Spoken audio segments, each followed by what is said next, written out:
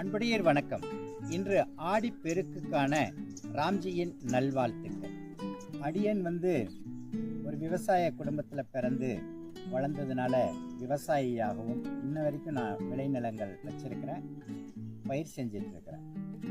முன்னாள் இராணுவத்தினராகவும் மாற்றுத்திறனாளியாகவும் சமூகத்தில் ஒரு சக மனிதர்களாகவும் 4 கேரக்டரில் நான் வாழ்ந்துட்டு வரேன். இதில் ரொம்ப முக்கியமானது என்னுடைய ஃபஸ்ட்டு கேரக்டர். நான் ஒரு விவசாயி. ஏன்னா இந்த பாரத தேசத்தில் விவசாயம்தான் இந்தியாவின் முதுகெலும்பு அப்படின்னு குறிப்பிடுறாங்க. பாரதியார் கூட காணி விளம் வேணும் கண்ணம்மா அப்படின்றாங்க. காணி நிலம் நம்மக்கிட்ட இருந்துச்சுன்னா நமக்கு தேவையானதை நம்ம பயிர் செஞ்சுக்கலாம், மீதம் இருந்ததுன்னா அடுத்தவங்களுக்கு கூட கொடுக்கலாம். அப்படிங்கிற சிறப்பு வாய்ந்த இந்த நாளில் உங்கள் முன்னாடி இந்த ஆடிப்பெருக்கினுடைய நற்சிந்தனையை விதைக்கிறதுல ரொம்ப பெருமைப்படுறேன். நேயர்களே, இன்னைக்கு நம்ம ஆடி மாதத்தை பற்றி பார்த்துட்டு அப்புறம் ஆடி 18 பெருக்கை பற்றி பார்ப்போம். ஆடி மாதம் நமது பஞ்சாங்கத்தின்படி, அஸ்ட்ராலஜியின்படி சுப காரியங்கள் செய்யக்கூடாது அப்படிங்கிறதுக்கான காரணங்களை நிறைய சொல்கிறாங்க. குறிப்பாக சுப முகூர்த்தங்கள் இருக்கக்கூடாதுன்றாங்க.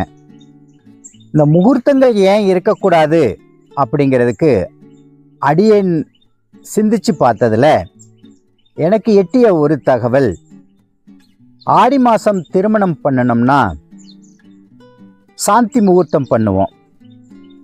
இந்த சாந்தி முகூர்த்தத்தில் உண்டாகக்கூடிய கருவானது வளர்ச்சி அடைந்து 9வது மாதம் 9 to 10வது மாதம் அது வெளியேறும்.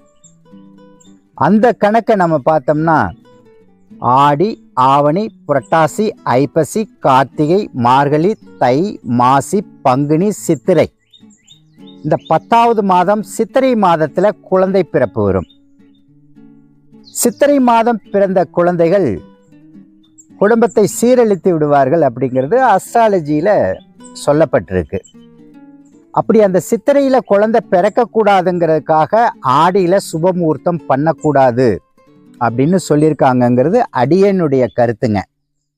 பல்வேறு வகையில் சொல்கிறாங்க, அடியனுடைய கருத்து இதுதான். அப்போ இந்த ஆடி மாதம் சுபமுகூர்த்தங்கள் இல்லாத மாதத்தில் ஆடி 18 மட்டும் எல்லா காரியங்களையும் செய்யலான்னு ஒரு வழிவகையையும் வகுத்து வச்சிருக்கிறாங்க. குறிப்பா தண்ணீருக்கான மாசம்ங்க அது. இந்த ஆடி 18ங்கிறது தண்ணி பெருக்குக்கான மாசம். தண்ணியில தான் லக்ஷ்மி தேவி வாசம் செய்கிறாங்க. அப்ப அந்த லக்ஷ்மி தேவி வாசம் செய்யக்கூடிய அந்த தண்ணீரை நாம் எப்படி சேமிக்க வேண்டும், சேமிச்சதை எப்படி செலவு செய்ய வேண்டும் அப்படிங்கிறதுக்கு தான் இந்த ஆடிப்பெருக்குனால நாம் செலிப்ரேட் பண்ணுறோம். இந்த ஆடிப்பெருக்கானது தமிழர் வரலாற்றில் மிக முக்கியமான பாரம்பரிய விழாங்க இது. ஏன்னா விவசாயத்தையே நம்பி வாழ்கிற நம்ம இந்த பாரத தேசத்தில் விவசாயிகளுக்கு உரித்தானது மட்டும் அல்லாமல் நீரின்றி அமையாது உலகுங்கிற பொன்மொழிக்கு ஏற்றவாறும் நீர் இல்லைன்னா எதுவுமே இல்லைங்க. அப்ப அந்த நீரை நாம எப்படி வர்ண பகவான் கொடுத்ததை சேமிக்க போறோம், சேமிச்சதை எப்படி செலவு பண்ண போறோம், இது அப்படியே நம்ம டேம் ஒரு டேமை மட்டும் நம்ம கருத்தில் எடுத்துக்கலாம். ஒரு டேமை நம்ம பார்க்குறோம், அந்த டேமினுடைய கொள்ளளவுன்னு ஒன்று இருக்கும். அந்த கொள்ளளவு அளவு தான் அதில் தண்ணீர் தேக்கணும். அதுக்கு மேலே தேக்கினா கரை உடைஞ்சிரும். அப்போ தேவையான அளவு தண்ணீரை கிடைக்கும் பொழுது பெருக்கி அதை தேவைப்படும் பொழுது பாசனத்துக்கு திறந்து விடுற ஒரு முறையை தான் நம்ம இந்த ஆடிப்பெருக்கில் மிக முக்கியமான அங்கமாக நம்ம பார்க்குறோம். ஏன்னா விவசாயிகள் சார்ந்த நாடு, விவசாயிகள் மட்டுமே, விவசாயத்தை நம்பி மட்டுமே இந்த பாரத தேசம் இருக்குங்கிறத உதாரணிச்சு அந்த நீரை நாம் பெருக்கி வச்சு செலவு பண்ண போகிறோம். அப்போ இந்த நீரை பெருக்கி வச்சு எப்போ நம்ம செலவு பண்ணலாம் அப்படின்னா ஆடிப்பட்டம் தேடி விதை அப்படி சொல்லுவாங்க. ஆடி மாசத்துல நீங்க ஒரு பயிரை விளைவிக்க விதைச்சு விட்டீங்கன்னா அல்லது நடவு செஞ்சீங்கன்னா அது மிக சிறப்பாக வளரும். அப்படிங்கிறது தான் நம்ம பாரம்பரியத்தில் நாம் கடைபிடிச்சிட்டு வரக்கூடிய விவசாய முறை. ஆடிப்பட்டத்தில் விதைக்கும் பொழுது தேவையான மழை பெஞ்சிரும். மண்ணுக்கு மழை நீர் தான் தாய்ப்பால். அப்ப அந்த மண்ணில் விழுந்த முதையை அந்த தாய்ப்பாலான மழை நீர் எடுத்து கட் பண்ணிக்கங்க. மண்ணுக்கு மழை நீர் தான் தாய்ப்பால். விவசாயிக்கு மண்ணும் நீரும் ஆரோக்கியத்தை மேம்படுத்தும், வருமானத்தை கொடுக்கும்.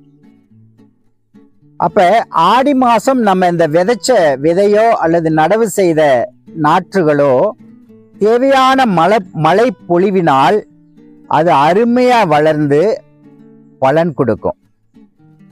தேவைப்படும் போது நம்ம பெருக்கி வச்ச நீரையும் பாசனத்துக்காக திறந்து விடுவாங்க. அல்ல நிலத்தடி நீரா கிணற்று பாசனத்துக்கும் பயன்படும். இந்த கருத்து தான் இப்ப ரொம்ப முக்கியமான ஒரு விஷயம். அந்த ஆடி மாசத்துல அந்த டேம்கள் எல்லாம் திறந்து விடும்போது, குறிப்பா நம்ம அந்த காவிரி ஆற்றை பார்ப்போம். ஏன்னா தமிழகத்தினுடைய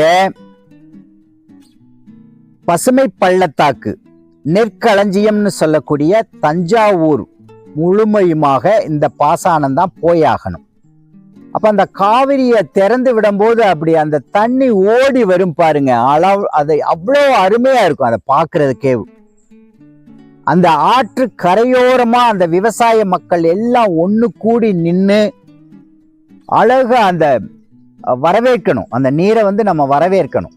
அந்த நீரை வரவேற்கிறதுக்கு நல்ல உதிரி புஷ்பங்கள் எல்லாம் தூவி விட்டு அந்த ஆற்றினுடைய நீரை நம்ம வணங்கி, வாங்க எங்க வாழ்க்கையில நீங்க செல்வத்தை கொடுங்க, நீங்க இந்த உருண்டு ஓடுற மாதிரியான எண்ணங்களையும் எங்களுக்கு தூய்மையா கொடுங்க. இந்த ஆடு என்ன நமக்கு சொல்லி கொடுக்குதுன்னா, விவசாயத்துக்கு நீர் மட்டும் இல்லைங்க, அந்த தண்ணி உருண்டு ஓடி வரும் பொழுது அந்த தண்ணியில சகலமும் இருக்கும்.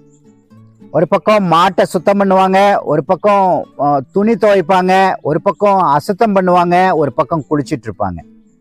ஆனா அந்த நதி நீர் எத்தனையும் ஏற்று சுத்திகரிப்பு செய்யுங்க. ஆட்டோமேட்டிக்கா அது ஓடி வரும்போதே மண்ணு அந்த தண்ணீரை சுத்தப்படுத்தி ஃபில்டர் பண்ணி நமக்கு கொடுக்குது. அந்த மாதிரி நம்ம எண்ணங்களும் இருக்கணும்.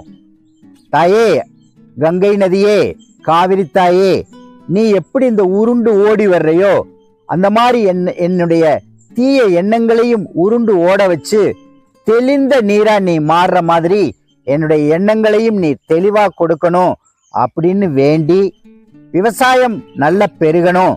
விவசாயத்தை நம்பிதான் எல்லா மனிதனும் உயிர் வாழ்றாங்க, எல்லா ஜீவராசிகளும் உயிர் வாழ்றாங்க. அதனால நல்ல மழை பொழிவினால எல்லா நிலங்களும் விளைஞ்சு விலைவாசி குறையணும்.